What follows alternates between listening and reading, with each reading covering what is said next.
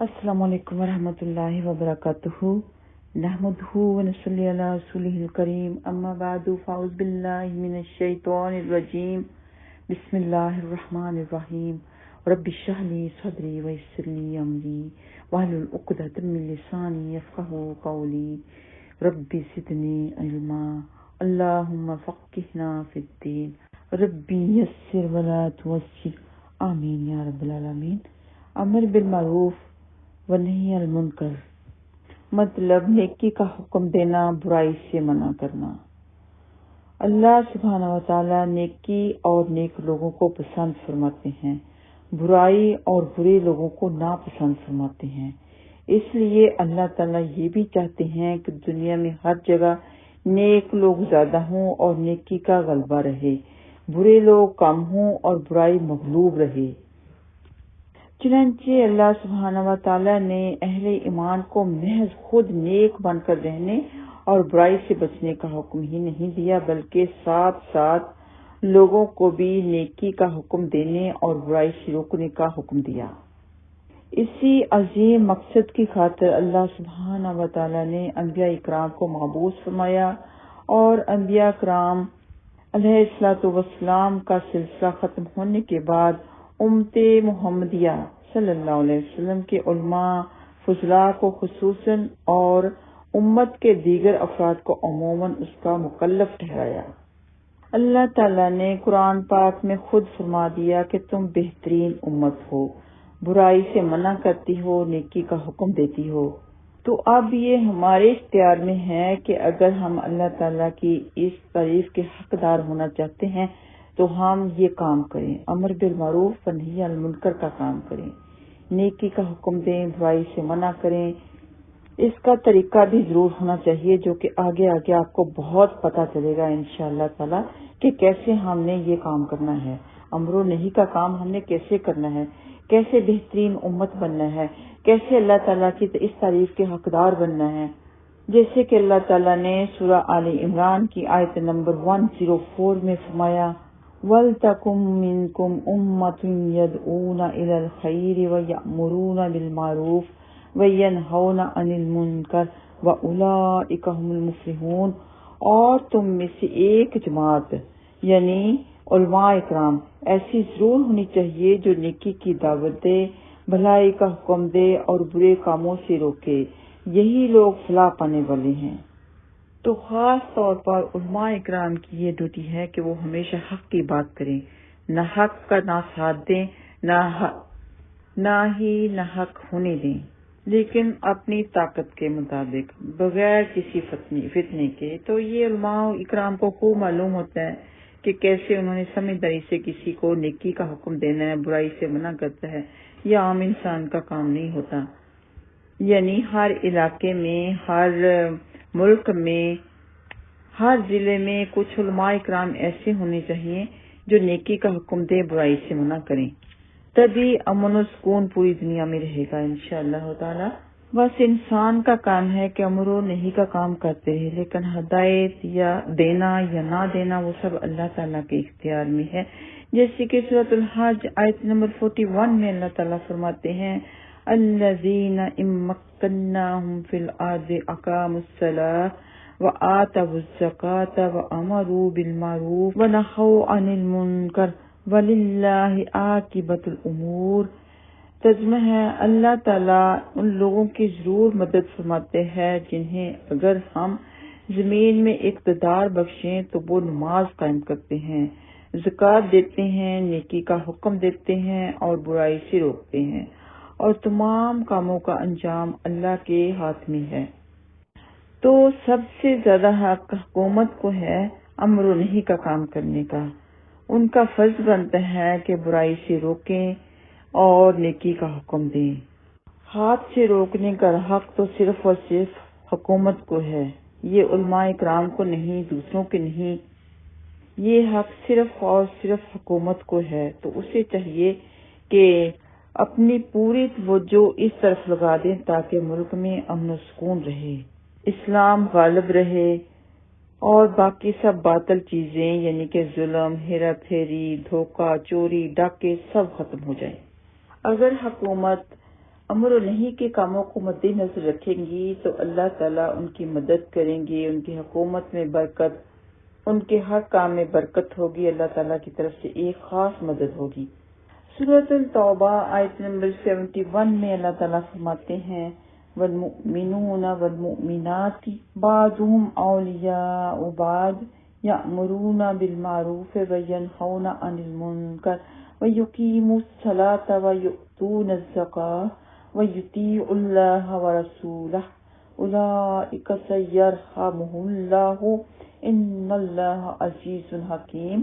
ترجمہ ہے مومن مرد اور مومن عورتیں ایک دوسرے کے رفیق ہیں، ایک دوسرے کو نیکی کا حکم دیتے ہیں، برائی سے روکتے ہیں، نماز قائم کرتے ہیں، زکوٰۃ ادا کرتے ہیں، اللہ اور اس کے رسول کی اطاعت کرتے ہیں، ان لوگوں پر اللہ تعالیٰ ضرور رحمت نازل فرماتا ہے، بے شک اللہ تعالیٰ غالب اور حکمت والا ہے۔ اس آیت کریمہ میں اللہ تعالیٰ نے مومن مردوں اور عورتوں دونوں کو امر و نہی کا کام کرنے کا مکلف ٹھہرایا ہے، یعنی کہ دونوں کا حق ہے، مردوں کا بھی عورتوں کا بھی، اپنی اپنی طاقت کے مطابق۔ اللہ تعالیٰ نے انسان کو ایسی دنیا میں نہیں بھیج دیا، اس کے آنے کا ایک مقصد ہے، اللہ تعالیٰ کی عبادت کرنا ہے، اور امر و نہی کا جو کام کرتے ہیں یہ بھی اللہ تعالیٰ کی ایک خاص عبادت ہے۔ سارے کے سارے اچھے کام اللہ کی عبادت کرنا ہی ہے، صرف یہ نہیں کہ تصویر لے کے سائے پہ بیٹھ کے اور اللہ اللہ کرتے رہے، سوچا کہ میں عبادت کر رہا ہوں۔ انسانی حقوق بھی لازمی ہیں۔ نبی پاک صلی اللہ علیہ وسلم نے ایک حدیث میں فرمایا، لوگوں آگاہ رہو، تم سب کے سب ذمہ دار ہو، اور ہر ذمہ دار اپنی اپنی ذمہ داری کے مطابق جواب دہ ہے۔ وہ شخص جو لوگوں پر حاکم ہے وہ سارے لوگوں کی طرف سے جواب دہ ہے۔ مرد اپنے گھر والوں پر حاکم ہے اور وہ ان کی طرف سے جواب دہ ہے۔ عورت اپنے شوہر کے گھر کی ذمہ دار ہے، لہٰذا وہ افراد خانہ کی طرف سے جواب دہ ہے، یعنی جو گھر میں افراد ہیں، ان کے بچے ہیں، باقی لوگ ہیں، تو ان کی طرف سے وہ جواب دہ ہے اگر امر و نہی کا کام نہیں کرے گی تو۔ بس تم سب ذمہ دار ہو اور اپنی اپنی ذمہ داریوں کے بارے میں جواب دہ ہو۔ یہ ابو داؤد میں موجود ہے۔ یہ ایک بہت ہی عظیم الشان انقلابی پروگرام ہے جو کسی دوسری قوم میں نہیں۔ دوسری قوم میں تو صرف یہی ہے کہ حکومت کی ذمہ داری ہے، لیکن ہمارے اسلام میں ہر ایک فرد کی اپنی اپنی طاقت کے مطابق ذمہ داری ہے امر و نہی کا کام کرنے کی۔ غور کیجئے، اگر کسی گھر میں صرف ایک فرد ہی اس حکم پر عمل کرنے والا موجود ہو، خواہ مرد ہو یا عورت، تو اس گھر کی اصلاح دیر یا سویر، یعنی جلدی یا لیٹ، بہت ہی یقینی ہے۔ اور اگر دونوں فرد یعنی مرد اور عورت اس حکم پر عمل کرنے والے ہوں تو پھر یہ کیسے ممکن ہے کہ اس گھر میں برائی بھام بھی لے سکے اور نیکی غالب نہ ہو؟ نیکی ہی غالب ہوگی اس گھر میں اگر دونوں اپنی اپنی ذمہ داری نبھائیں گے تو۔ بچوں کی ہر غلط حرکت پر ان کو ٹوکیں گے، انہیں دینی تعلیم دیں گے، شروع سے انہیں سچ بولنا سکھائیں گے، گھر سے باہر گلی محلے میں بھی اس کے نتائج ضرور ثابت ہوں گے۔ معاشرہ انہی افراد کے مجموعہ کا نام ہے، لہذا افراد کی اصلاح کے نتیجے میں معاشرہ کی اصلاح ہونا ایک فطری امر ہے، ایک فطری کام ہے۔ یہاں بہنوں کو میں ایک خاص نصیحت کرتی ہوں کہ اپنے بچوں کو شروع سے ہی جھوٹ بولنا مت سکھائیں۔ یہ ایسے سکھانا ہوا کہ جیسے آپ کہہ رہی ہوں کہ اچھا رونا بند کرو ورنہ بلا آ جائے گا یا پولیس آ جائے گی، تو یہ جھوٹ ہوا، تو بچے کو جھوٹ بولنا سیکھنا ہو گیا۔ یا آپ کہہ دیں کہ آپ رونا بند کرو، میں آپ کو فلاں چیز لے کے دوں گی، بعد میں آپ نے لے کے نہیں دی، تو یہ بھی جھوٹ ہو گیا۔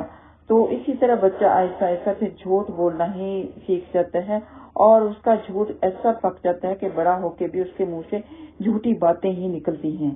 اور کچھ مائیں تو خدا نخواستہ ایسے بھی کہتی ہوں گی کہ اچھا میں نے پولیس کو فون کیا ہے، وہ آ ہی رہی ہے تو آپ کو ٹھیک کرے گی، تو یہ بھی جھوٹ ہو گیا۔ آپ کے جھوٹ کے ساتھ بچے کے اوپر پڑتے ہیں اور وعدہ توڑنا بھی بچہ آپ ہی سے سیکھتا ہے۔ جیسے کہ آپ وعدہ کریں گی کہ میں آپ کو فلاں چیز لے کے دوں گی اگر آپ نے میری بات مانی، اگر آپ چپ ہو گئے تو بعد میں آپ نے لے کے نہیں دی، یا آپ نے کہا کہ میں فلاں جگہ لے کے جاؤں گی، پارک لے کے جاؤں گی، کسی کے گھر لے کے جاؤں گی، پھر آپ نے اپنا وعدہ پورا نہیں کیا تو گویا کہ بچہ جھوٹ بولنا آپ ہی سے سیکھ گیا. آپ نے اس کو تربیت دی جھوٹ بولنے کی. پھر شروع سے ہی بچے کو سکھانا چاہیے کہ زیادتی نہیں کسی سے کرنی. بچے آپس میں دو جھگڑ رہے ہیں، آپ اپنے بچے کی اس لیے سائڈ نہ لیں کہ وہ آپ کا بچہ ہے، بلکہ یہ دیکھیں کہ انصاف کیا ہے، دونوں میں سے کس کی زیادتی تھی. تو اگر آپ شروع سے انصاف سے کام لیں گی تو بچہ بھی آپ کا انصاف سے کام لینا ہی سیکھے گا انشاءاللہ تعالی.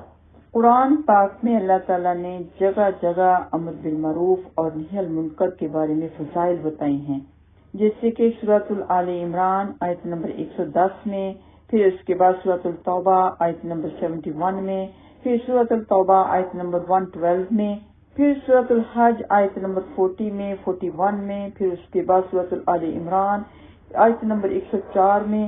اس کے علاوہ اور بھی ہوں گے، بہت سی احادیث ہیں اس کے بارے میں. تو پین پیپر لے کے یہ لکھ لیں، نوٹ کر لیں کہ قرآن پاک میں کہاں کہاں اللہ تعالیٰ نے امر و نہی کا حکم دیا ہے. اللہ تعالیٰ سے دعا ہے کہ اللہ تعالیٰ ہمیں ایسے انسان بنا دے جو اللہ تعالیٰ کو پسند ہیں، جن کی تعریف اللہ تعالیٰ نے کی ہے، اور ہمیں صحیح طرح سے پوری ذمہ داری کے ساتھ امر و نہی کا کام کرنے والے بنا دے، عمل کرنے والے بنا دے، ہمیں بھی، ہمارے بچوں کو بھی، اور ان کی نسل بہ نسل کو بھی، اور تمام امت مسلمان کو بھی. تو لیکچر میں کوشش کیا کرتی ہوں کہ شارٹ ہی رہے تاکہ آپ لوگ شوق سے سن سکیں. ویسے تو میرا دل چاہتا ہوتا ہے کہ تھوڑا لمبا لیکچر ہو جائے، لیکن آپ لوگوں کے ٹائم کا بھی خیال رہتا ہے کہ بات وہی اثر انداز ہوتی ہے جو شوق سے سنی جائے. سبحانک اللہم و بحمدک و نشہد ان لا الہ الا انت و نستغفرک و نتوب الیک.